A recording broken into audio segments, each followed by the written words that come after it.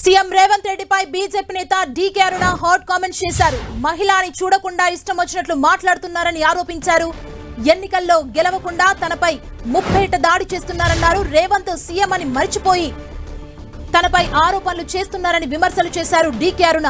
రైతులకు ఇచ్చిన హామీలు ఆగస్టు 15 లోపు నెరవేర్చకపోతే రాజీనామా చేస్తారా అంటూ సవాల్ విసిరారు.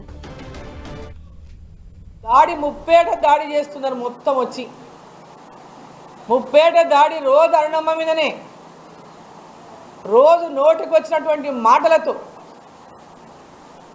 మాట్లాడి ఆమెను ఆవేదనకు గురి చేసి మనసు గాయపరిచి ఆమెను ఎన్నికల పోటీలో మనోధైర్యాన్ని తగ్గించాలనేటటువంటి ఉద్దేశంతో రోజు మాట్లాడుతున్నారు.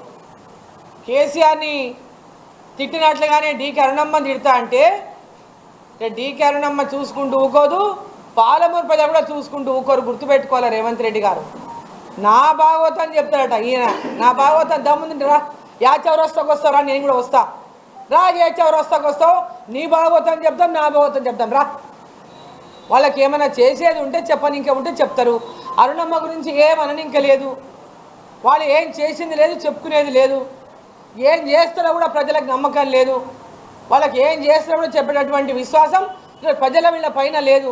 కాబట్టి పొద్దున్న నోటుకు వచ్చినట్ల ఇలా మాట్లాడతారు.